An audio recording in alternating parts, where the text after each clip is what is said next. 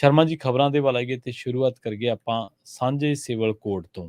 ਭਾਜਪਾ ਨੇ ਹਾਲੇ ਇਹ ਕੋਡ ਲਿਆਉਣਾ ਤੇ ਇਹਦੀ ਬਾਬਤ ਆਪਾਂ ਜਿਹੜੇ ਰਾਜਨੀਤਿਕ ਗਲਿਆਰੇ ਆ ਉਹਨਾਂ ਦੇ ਵਿੱਚ ਇਹ ਚਰਚਾ ਵੀ ਸੁਣ ਰਹੇ ਆ ਤੇ ਜਿਹੜੀਆਂ ਵੈਬਸਾਈਟਸ ਨੇ ਮੋਹਰੀ ਨਿਊਜ਼ ਵੈਬਸਾਈਟਸ ਉਹ ਵੀ ਇਸ ਚੀਜ਼ ਨੂੰ ਰਿਪੋਰਟ ਕਰ ਰਹੀਆਂ ਨੇ।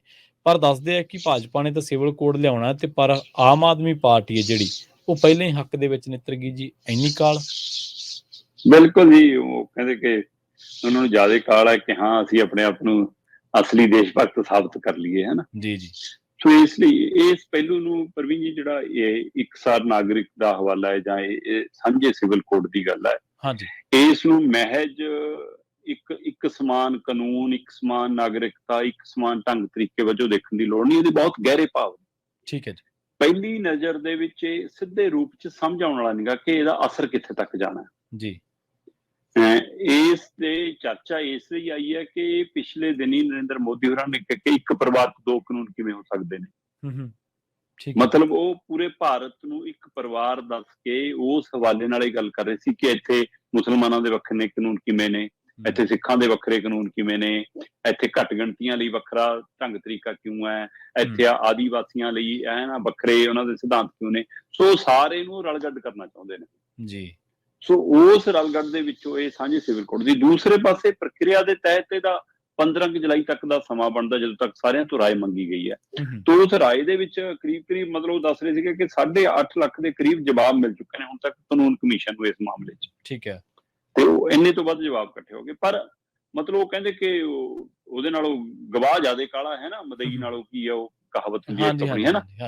ਤੇ ਉਸ ਹਵਾਲੇ ਨਾਲ ਮਤਲਬ ਕਿ ਆਮ ਆਦਮੀ ਪਾਰਟੀ ਕਹਿੰਦੀ ਜੀ ਅਸੀਂ ਇਹਦੀ ਹਮਾਇਤ ਕਰਦੇ ਹਾਂ, ਇਹ ਪੂਰੀ ਅਸੀਂ ਸਿਧਾਂਤਕ ਤੌਰ ਦੇ ਉੱਤੇ ਹਮਾਇਤ ਕੀਤੀ ਹੈ ਕਿ ਅਸੀਂ ਤਾਂ ਉਹ ਧਾਰਾ 44 ਦੇ ਤਹਿਤ ਇਹ ਸੰਵਿਧਾਨ ਦਾ ਬਣਦਾ ਜੀ ਕੋਡ ਵਿਵਸਥਾ ਹੋਣੀ ਚਾਹੀਦੀ ਹੈ ਜੀ ਸਿਵਲ ਕੋਡ। ਇਸ ਲਈ ਅਸੀਂ ਉਹ ਕਰਦੇ ਹਾਂ। ਬਸ ਅਸੀਂ ਬੇਨਤੀ ਕਰਦੇ ਹਾਂ ਜੀ ਸਰਕਾਰ ਨੂੰ ਕਿ ਉਹ ਸਾਰਾ ਕੁਝ ਸਹਿਮਤੀ ਨਾਲ ਲਿਆਵੇ, ਬਾਕੀ ਪਾਰਟੀਆਂ ਦੀ ਰਾਏ ਨਾਲ ਲਿਆਵੇ, ਬਾਕੀ ਲੀਡਰਾਂ ਦੀ ਸੰਸਦ ਦੀ ਰਾਏ ਨਾਲ ਕਰੇ ਜੀ। ਅਸੀਂ ਉਹਦਾ ਸਮਰਥਨ ਕਰਦੇ ਹਾਂ। ਇਹ ਉਹੀ ਆਮ ਆਦਮੀ ਪਾਰਟੀ ਆ ਜਿਹਨੇ ਧਾਰਾ 370 ਦੇ ਹਵਾਲੇ ਨਾਲ ਵੀ ਆਮ ਜਨਤਾ ਦੀ ਦੇਸ਼ ਦੀ ਰਾਏ ਦੇ ਉਲਟ ਜਾ ਕੇ ਉਹਦਾ ਸਮਰਥਨ ਕੀਤਾ ਸੀ ਜੀ। ਸੋ ਇਸ ਲਈ ਉਸੇ ਤਰੀਕੇ ਨਾਲ ਹੁਣ ਇਹ ਉਸੇ ਪਹਿਲੂ ਤੇ ਖੜੀ ਆ। ਇਹਨਾਂ ਨੂੰ ਇਹਦੇ ਵਿੱਚੋਂ ਵੀ ਵੋਟ ਬੈਂਕ ਦੀ ਸਿਆਸਤ ਲੱਗਦੀ ਹੈ ਕਿ ਕੱਲੀ ਬੀਜੇਪੀ ਨੂੰ ਨਾ ਜਾਵੇ ਉਹ ਵੋਟ ਸਾਨੂੰ ਆਵੇ, ਪਰ ਬੀਜੇਪੀ ਮੈਨੂੰ ਲੱਗਦਾ 2024 ਨੂੰ ਧਿਆਨ 'ਚ ਰੱਖ ਕੇ ਇਹ ਬਖੇੜਾ ਖੜਾ ਕਰਨਾ ਚਾਹੁੰਦੀ ਹੈ ਕਿ ਹੁਣ ਚੋਣ ਦੀ ਬਣਤਰ ਇਹਦੇ ਆਲੇ ਦੁਆਲੇ ਘੜ ਲਈਏ। ਠੀਕ ਹੈ। ਹੁਣ ਇਸ ਵਿਸ਼ੇ ਦੇ ਆਲੇ ਦੁਆਲੇ ਘੜ ਲਈਏ ਕਿ ਹੁਣ ਉਹ ਹਿੰਦੂ ਪੱਤਾ ਖੇਡ ਕੇ ਦੇਖ ਲਿਆ ਖਾਸਾ, ਹੈ ਨਾ, ਹੁਣ ਅਗਲਾ ਪੱਤਾ ਖੇਡ ਲਈਏ ਕਿ ਦੇਖੋ ਜੀ ਅਸੀਂ ਤਾਂ ਸਾਰੇ ਦੇਸ਼ ਨੂੰ। ਇਹ ਉਸੇ ਦੀ ਕੜੀ ਚੋਂ ਅੱਗੇ ਵਧਿਆ ਹੋਇਆ ਕਦਮ ਹੈ ਜਿਹਦੇ ਤਹਿਤ ਇਹ ਕਹਿੰਦੇ ਨੇ ਇੱਕ ਦੇਸ਼ ਇੱਕ ਭਾਸ਼ਾ, ਇੱਕ ਦੇਸ਼ ਇੱਕ ਕਾਨੂੰਨ, ਇੱਕ ਦੇਸ਼ ਇੱਕ ਮੰਡੀ, ਇੱਕ ਦੇਸ਼ ਇੱਕ ਲੀਡਰ, ਹੈ ਨਾ। ਇਹ ਉਸੇ ਕੜੀ ਦਾ ਇਹ ਇੱਕ ਅਗਲਾ ਹਿੱਸਾ ਹੈ ਕਿ ਸਾਂਝੇ ਸਿਵਲ ਕੋਡ ਦੀ ਗੱਲ ਕਰਕੇ ਹੁਣ ਇਹਦੇ ਉੱਤੇ ਘੱਟ ਗਿਣਤੀਆਂ ਨਾਲ ਸੰਬੰਧਿਤ ਜਥੇਬੰਦੀਆਂ ਨੇ ਵੀ, ਹੈ ਨਾ, ਵੱਖ-ਵੱਖ ਰਾਜਨੀਤਿਕ ਪਾਰਟੀਆਂ ਨੇ ਵੀ, ਕਬੀਲਿਆਂ ਨੇ ਵੀ, ਆਦੀਵਾਸੀਆਂ ਦੇ ਨੁਮਾਇੰਦਿਆਂ ਨੇ ਵੀ, ਉਹਨਾਂ ਸਾਰਿਆਂ ਨੇ ਵਿਰੋਧ ਪ੍ਰਗਟਾਇਆ ਕਿ ਇਹ ਤਰੀਕਾ ਤੁਹਾਨੂੰ ਕਿੱਥੋਂ ਤੱਕ ਲੈ ਜਾਏਗਾ ਤੁਸੀਂ ਸੋਚ ਹੀ ਨਹੀਂ ਸਕਦੇ। ਪ੍ਰਵੀਨ ਜੀ, ਜਿਹੜੀਆਂ ਬੁਰਾਈਆਂ ਦੀ ਗੱਲ ਹੈ, ਜੇ 3 ਤਲਾਕ ਵਾਲਾ ਪਹਿਲੂ ਹੈ ਤਾਂ ਉਹ 3 ਤਲਾਕ ਵਾਲਾ ਪਹਿਲੂ ਜਿਹੜੇ ਭਾਈਚਾਰੇ ਦੇ ਵਿੱਚ ਹੈਗਾ ਔਰ ਉਸ ਭਾਈਚਾਰੇ ਨੂੰ ਤੁਸੀਂ ਬਿਠਾ ਕੇ ਸਮਝਾ ਕੇ ਉਹਦੇ ਬਾਰੇ ਗੱਲ ਕਰ ਸਕਦੇ ਹੋ ਨਾ। ਉਹ ਉਸ ਹਵਾਲੇ ਨਾਲ ਹੱਲ ਹੋ ਸਕਦੀ ਹੈ। ਉਸ ਨੂੰ ਐਂ ਜਨਤਕ ਮੁੱਦਾ ਬਣਾਉਣਾ, ਜਦੋਂ ਕਿ ਭਾਰਤ ਦੇ ਵਿੱਚ ਉਸ ਫਿਰਕੇ ਨਾਲ ਸੰਬੰਧਿਤ, ਕਿਉਂਕਿ ਮੁਸਲਮਾਨ ਭਾਈਚਾਰੇ 'ਚ ਵੀ ਕਿੰਨੇ ਅੱਗੇ ਵਰਗ ਵੰਡ ਹੈ। ਉਸ ਵਰਗ ਵੰਡ ਚੋਂ ਕਿੰਨੀਆਂ ਕੁ ਧਿਰਾਂ ਨੇ, ਮਤਲਬ ਮੇਰੀ ਕਿੰਨੇ ਮੁਸਲਿਮ ਭਾਈਚਾਰੇ ਦੇ ਨੁਮਾਇੰਦੇ ਨਾਲ ਗੱਲ ਹੋਈ, ਕਹਿੰਦੇ ਜੀ ਭਾਰਤ ਤੋਂ ਗਿਣਤੀ ਆਟੇ 'ਚ ਲੂਣ ਬਰਾਬਰ ਨੇ। ਸੋ ਇਸ ਲਈ ਕਹਿੰਦੇ ਕਿ ਉਸ ਚੀਜ਼ ਹੁਣ ਆਪਣੇ ਪਿੰਡਾਂ ਜਿਹੜਾ ਭਾਈਚਾਰੇ ਦਾ ਕਿੰਨੇ ਕੁ ਵਿਆਹ ਕਰਾਏ ਵੇ ਜੀ ਉਹਨਾਂ ਨੇ, ਦੱਸੋ ਮੈਨੂੰ। ਹਰ ਇੱਕ ਵਿਆਹ ਵਾਲੇ ਹੀ ਨੇ ਜਿਹਨਾਂ ਨੂੰ ਆਪਾਂ ਜਾਣਦੇ ਹਾਂ ਜੀ। ਸੋ ਜੇਕਰ ਇਹ ਕਿਤੇ ਵਰਤਾਰਾ ਹੈਗਾ ਉਹ ਤੇ ਜਾਂ ਤਲਾਕ ਵਾਲਾ ਇਹ ਪਹਿਲੂ ਹੈਗਾ ਕਿ ਏਦਾਂ ਰਿਸ਼ਤੇ ਟੁੱਟਦੇ ਨੇ, ਉੱਥੇ ਕੰਮ ਕਰਨ ਦੀ ਲੋੜ ਹੈ, ਪਰ ਉਸ ਭਾਈਚਾਰੇ 'ਚ। ਪਰ ਇਸ ਨੂੰ ਤੁਸੀਂ ਇਹ ਬਣਾ ਕੇ ਕਿ ਨਹੀਂ ਜੀ ਅਸੀਂ ਏਦਾਂ ਨਹੀਂ ਇਹ ਚੱਲਣ ਦਿਆਂਗੇ। ਕਿਸੇ ਸਮੇਂ ਹਿੰਦੂ ਧਰਮ ਦੇ ਵਿੱਚ ਘੁੰਡ ਕੱਢਣ ਵਾਲੀ ਪ੍ਰਥਾ ਬੜੀ ਹਾਵੀ ਸੀਗੀ ਜੀ ਤੇ ਉਹ ਪਰ ਹੁਣ ਪੂਰੇ ਭਾਰਤ 'ਚ ਤਾਂ ਨਹੀਂ ਟੁੱਟੀ ਨਾ, ਅਜੇ ਨਹੀਂ ਟੁੱਟੀ। ਬਿਲਕੁਲ। ਹਰਿਆਣੇ ਦੇ ਪੇਂਡੂ ਖੇਤਰਾਂ ਦੇ ਵਿੱਚ ਅਜੇ ਵੀ ਉਹ ਬਰਕਰਾਰ ਹੈ, ਚਾਹੇ ਉਹ ਲੜ ਲੈਣ, ਚਾਹੇ ਉਹ ਗਾਲਾਂ ਕੱਢ ਲੈਣ, ਚਾਹੇ ਉਹ ਕੁਛ ਕਰ ਲੈਣ, ਪਰ ਘੁੰਡ ਕੱਢੀ ਰੱਖਣਗੀਆਂ। ਪਰ ਪੰਜਾਬ 'ਚ ਲਗਭਗ ਉਹ ਪ੍ਰਥਾ 'ਚੋਂ ਬਾਹਰ ਆਏ ਆਪਾਂ, ਜਾਂ ਸ਼ਹਿਰਾਂ 'ਚ ਆਪਣੇ ਬੱਚੇ ਗਏ ਤੇ ਅੱਗੇ ਗਏ, ਉਹ ਬੱਚੇ ਬਾਹਰ ਆ ਗਏ। ਬਿਲਕੁਲ, ਉਹ ਚਲੇ ਗਏ ਬਾਹਰ। ਹੁਣ ਇਹਦਾ ਮਤਲਬ ਕਿ ਉਹ ਪ੍ਰਥਾ ਤੋੜਤੀ ਤਾਂ ਚਲੋ ਹਿੰਦੂ ਨਹੀਂ ਰਹੇ। ਸੋ ਇਸ ਤਰੀਕੇ ਨਾਲ ਜਿਹੜੇ ਸਮੇਂ ਦੇ ਹਾਣ ਦੇ ਹੋਣ ਲਈ ਤੁਹਾਨੂੰ ਕੁਝ ਚੀਜ਼ਾਂ ਛੱਡਣੀਆਂ ਪੈਂਦੀਆਂ, ਉਹਦੇ ਲਈ ਜਿਹਨੂੰ ਤੁਸੀਂ ਬਾਹਰ ਲਿਆਉਣਾ ਚਾਹੁੰਦੇ ਹੋ ਜੀ ਹੈ ਨਾ, ਪਹਿਲਾਂ ਉਹ ਤਾਂ ਸਹਿਮਤ ਹੋਵੇ ਹੂੰ ਤੇ ਤੁਸੀਂ ਉਸ ਦੀ ਆੜ ਦੇ ਵਿੱਚ ਆਪਣੀ ਸਿਆਸਤ ਕਰੋ। ਹੁਣ ਇਹ ਸਿਆਸਤ ਇਹ ਦਿਖਾਉਣ ਲਈ ਕੀਤੀ ਜਾ ਰਹੀ ਹੈ ਕਿ ਅਸੀਂ ਇਸ ਤਰ੍ਹਾਂ ਹਿੰਦੂ ਰੰਗ ਚ ਰੰਗਾਂਗੇ ਸਾਰਿਆਂ ਨੂੰ। ਠੀਕ ਹੈ ਮਤਲਬ ਇਹਦਾ ਅਸਰ ਘੱਟ ਗਿਣਤੀ ਭਾਈਚਾਰਾ, ਵੱਖ-ਵੱਖ ਧਰਮ, ਵੱਖ-ਵੱਖ ਫਿਰਕੇ ਇਹ ਮਹਿਸੂਸ ਕਰ ਰਹੇ ਨੇ ਕਿ ਇਹ ਸਾਂਝੇ ਸਿਵਲ ਕੋਡ ਦਾ ਮਤਲਬ ਇਹ ਹੈ ਕਿ ਸਿਰਫ ਹਿੰਦੂ ਧਾਰਨਾਵਾਂ ਮੰਨਣੀਆਂ ਪੈਣਗੀਆਂ ਤੁਹਾਨੂੰ। ਠੀਕ ਹੈ ਜੀ ਹਿੰਦੂ ਕਾਨੂੰਨ ਅਨੁਸਾਰ ਚੱਲਣਾ ਪਏਗਾ ਤੁਹਾਨੂੰ। ਜੀ ਇਹ ਦੇਸ਼ ਸਰਬ ਦੇਸ਼ ਹੈ। ਹੂੰ ਇਹ ਦੇਸ਼ ਸੂਬਿਆਂ ਦੇ ਆਧਾਰਿਤ ਹੈ, ਵੱਖ-ਵੱਖ ਧਰਮਾਂ, ਕੌਮਾਂ, ਫਿਰਕਿਆਂ ਦੇ ਆਧਾਰਿਤ, ਵੱਖ-ਵੱਖ ਰੰਗਾਂ ਵਾਲਾ, ਵੱਖ-ਵੱਖ ਭਾਸ਼ਾਵਾਂ ਵਾਲਾ, ਵੱਖ-ਵੱਖ ਪਹਿਰਾਵੇ ਵਾਲਾ ਮੁਲਕ ਹੈ ਜੀ। ਉਸ ਮੁਲਕ ਨੂੰ ਜਿੱਥੇ ਮੌਸਮ ਦੀ ਤਬਦੀਲੀ ਦਾ ਵੀ ਅਸਰ ਹੈ ਹੈ ਨਾ, ਜਿੱਥੇ ਮਤਲਬ ਕਿ ਮੀਂਹ ਕਣੀ ਫਸਲਾਂ ਦੇ ਹਵਾਲੇ ਨਾਲ ਵੀ ਸਾਡਾ ਕਿੰਨਾ ਫਰਕ ਹੈ ਕਿ ਪੂਰੇ ਦੇਸ਼ 'ਚ ਫਸਲ ਵੀ ਇਕਸਾਰ ਨਹੀਂ ਇੱਕੋ ਤਰ੍ਹਾਂ ਦੀ ਹੋ ਸਕਦੀ ਜੀ, ਸਾਡਾ ਸਾਡਾ ਖਾਣਾ ਵੀ ਇੱਕੋ ਸਮਾਨ ਨਹੀਂ ਹੈਗਾ।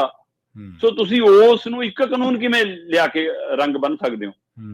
ਜੀ ਸੋ ਜੇਕਰ ਤੁਸੀਂ ਕਹੋ ਕਿ ਹਾਂ ਅਸੀਂ ਜੀ ਕਹਾਂਗੇ ਕੱਲ ਨੂੰ ਕਿ ਸਾਰੇ ਦੇਸ਼ 'ਚ ਜੀ ਹੁਣ ਕਣਕ ਹੀ ਬੀਜੀ ਜਾਊਗੀ ਜੀ, ਸਾਰੇ ਦੇਸ਼ 'ਚ ਜੀ ਹੁਣ ਚੌਲਾਂ ਨਾਲ ਮੱਛੀ ਖਾਣੀ ਪਿਆ ਕਰੂਗੀ ਜੀ, ਹੈ ਨਾ, ਸਾਰਾ ਦੇਸ਼ ਹੁਣ ਸਾਗ ਮੱਕੀ ਦੀ ਰੋਟੀ ਉਹ ਖਾਊਗਾ ਜੀ, ਏਦਾਂ ਹੋ ਸਕਦਾ? ਜੀ ਬਿਲਕੁਲ ਬਿਲਕੁਲ।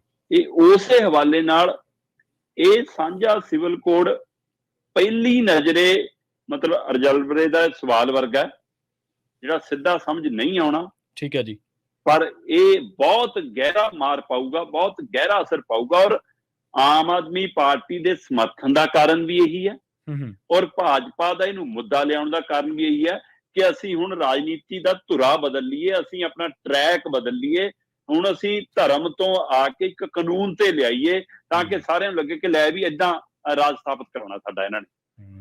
ਸੋ ਇਸ ਲਈ ਉਸ ਆੜ ਵੱਲ ਵਧਣ ਦੀ ਕਵਾਇਦ ਹੈ। ਇਸ ਦੇ ਉੱਤੇ ਮੈਨੂੰ ਲੱਗਦਾ ਆਉਣ ਵਾਲੇ ਦਿਨਾਂ 'ਚ ਬੇਸ਼ੱਕ ਕਿੰਨੀਆਂ ਹੀ ਪਾਰਟੀਆਂ ਨੇ, ਰਾਜਨੀਤਿਕ ਪਾਰਟੀਆਂ ਨੇ ਇਹਦਾ ਵਿਰੋਧ ਕਰ ਦਿੱਤਾ, ਬੇਸ਼ੱਕ ਕਿੰਨੇ ਹੀ ਫਿਰਕਿਆਂ ਨੇ, ਕਿੰਨੀਆਂ ਹੀ ਧਰਮਾਂ ਨੇ, ਕਿੰਨੇ ਹੀ ਸੂਬਿਆਂ ਨੇ ਇਹਦਾ ਵਿਰੋਧ ਕਰ ਦਿੱਤਾ, ਪਰ ਭਾਜਪਾ ਇਸੇ ਵਿਰੋਧ 'ਚੋਂ ਆਪਣੀ ਸਿਆਸਤ ਭਾਲਦੀ ਹੈ ਕਿ ਜਿੰਨਾ ਵਿਰੋਧ ਹੋਊਗਾ ਉਹਨਾਂ ਇਸ ਗੱਲ ਦੀ ਚਰਚਾ ਹੋਊਗੀ, ਉਹਨਾਂ ਅਸੀਂ ਉੱਪਰ ਆਵਾਂਗੇ ਕਿ ਹਾਂ ਰੜਕੋ ਤੁਸੀਂ, ਕੋਈ ਗੱਲ ਨਹੀਂ ਕਿ ਅਸੀਂ ਜਿਹੇ ਜਿਹਾ ਹੈ ਚਾਹੇ ਜ਼ਹਿਰੀ ਮੱਖਣੇ ਹੋਈਏ ਅਸੀਂ ਉੱਪਰ ਤਾਂ ਆਵਾਂਗੇ। ਸੋ ਇਸ ਲਈ ਉਹ ਮੱਖਣ ਕੱਢਣਾ ਚਾਹੁੰਦੇ ਨੇ ਕਿ ਜਿਹੜਾ ਉਹ ਪਨੀਰ ਕਹਿੰਦੇ ਕਿ ਜੇ 101 ਵਾਰ ਧੋ ਲਓ ਤਾਂ ਜ਼ਹਿਰ ਬਣ ਜਾਂਦਾ ਜੀ।